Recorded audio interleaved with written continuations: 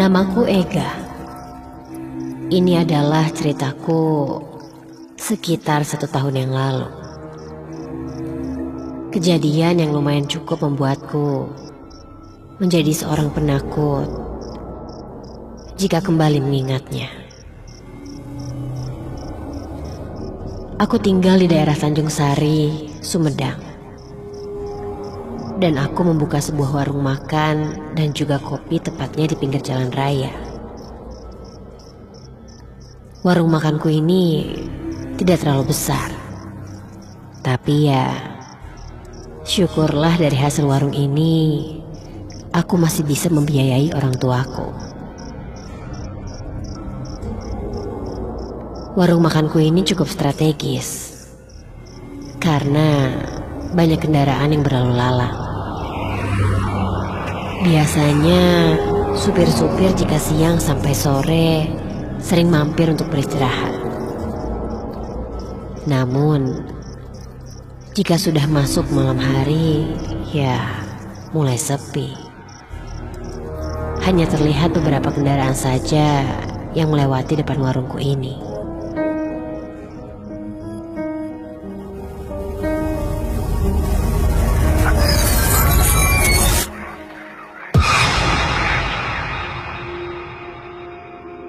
Singkat cerita, sampailah hari itu.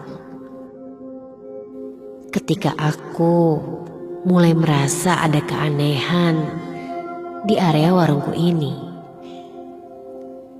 Ketika aku sedang berjaga di sore hari, entah kenapa di warungku ini terkadang selalu tercium wangi kembang melati. Iya, kembang melati. Wanginya itu memang tidak mengganggu.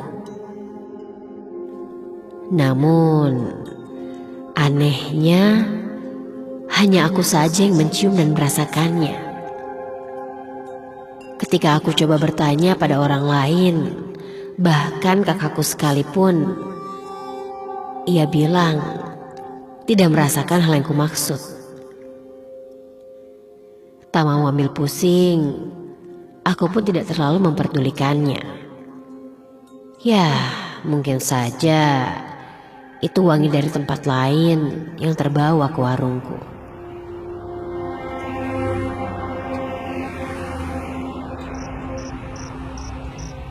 Malam pun tiba. Kakakku yang berjaga denganku memutuskan untuk pulang duluan ke rumah karena badannya yang kurang fit. Aku pun kini berjaga warung sendirian.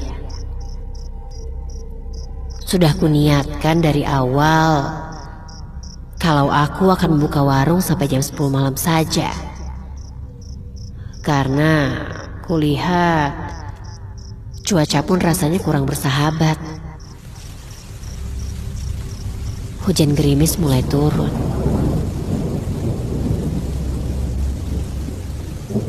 Jalanan di depan warung pun kulihat sudah mulai berkabut. Suasana warung menjadi sepi. Dan hanya aku sendiri di sana saat itu. Tak lama kemudian, datanglah seseorang berjalan menuju warungku. Orang itu mengenakan pakaian serba putih dan wajahnya tertutup oleh tudung. Ya, ini sih seorang wanita. Aku pun segera berdiri untuk menyambutnya. "Selamat malam," kataku. "Ada yang bisa dibantu? Mau makan apa?" Wanita itu tidak menjawab. Ia hanya berdiri di depan warung, menatapku dengan tatapan kosong. Aku pun merasa mulai merinding. Mau makan? Atau mau ikut neduh?" Tanyaku sekali lagi. Masih tidak ada jawaban. Wanita itu hanya terus menatapku dan langsung duduk di salah satu kursi depan warung.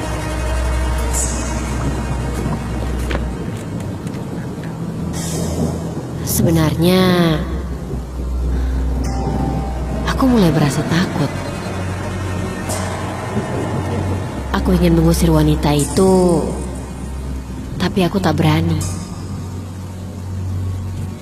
Aku takut jika dia akan marah dan berbuat sesuatu padaku.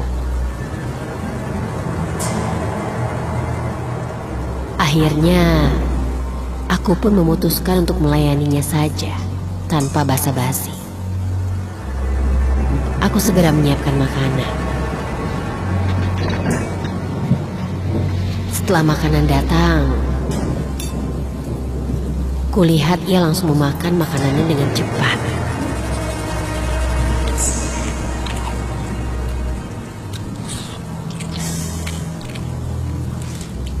Seolah-olah ia sangat lapar.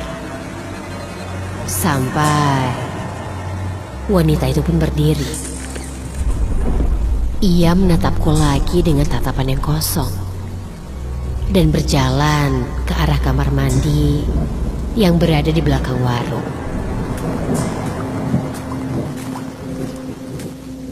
Aku terus mencoba untuk memperhatikannya, memastikan kalau wanita ini baik-baik saja. Sampai setelah beberapa lama, dia pun akhirnya keluar dari kamar mandi dan lanjut kembali menuju tempat makannya. Namun, kini dia duduk membelakangiku. Jadi, aku tidak bisa terlalu jelas melihat mukanya. Dan dia pun melanjutkan makannya.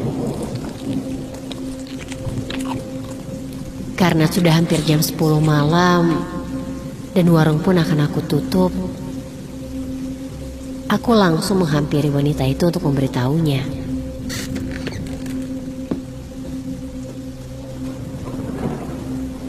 Halo Kak, sebentar lagi warungnya mau tutup. Siapa tahu ada yang mau dipesan lagi? Wanita itu pun berbalik. Dan astaga! Tiba-tiba muka wanita itu berubah menjadi hancur dengan darah yang mengalir di kepalanya. Dan dia pun samar berkata, "Tolong aku, sambil merintih kesakitan. Aku pun berteriak dan tiba-tiba ada suara kendaraan kecelakaan ku dengar dari jalanan depan warungku. Aku pun langsung seperti ditarik dan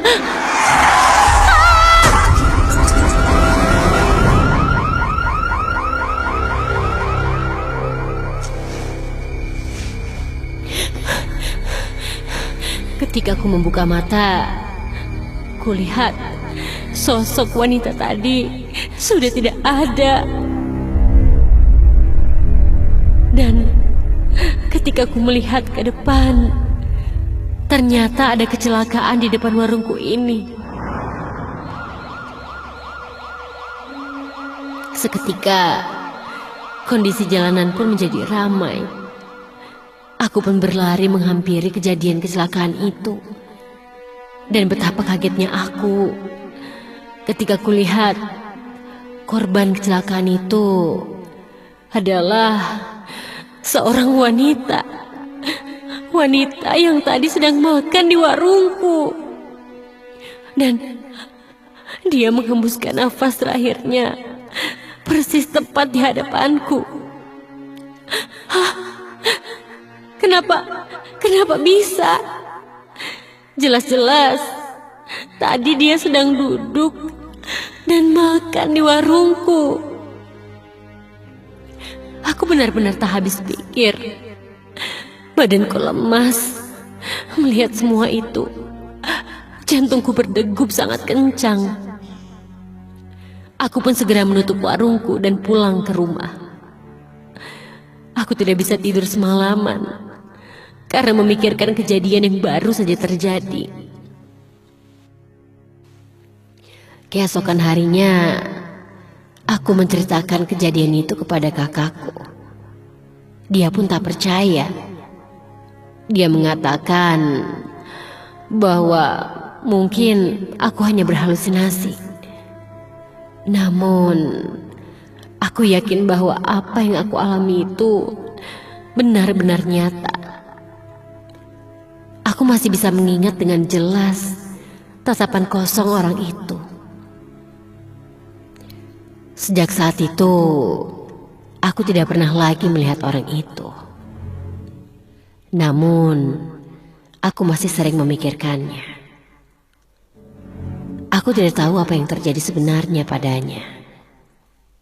Aku tidak pernah tahu jawabannya.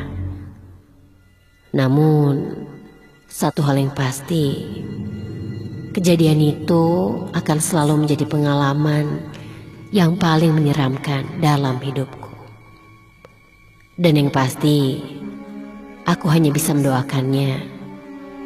Semoga arwahnya tenang di alam sana.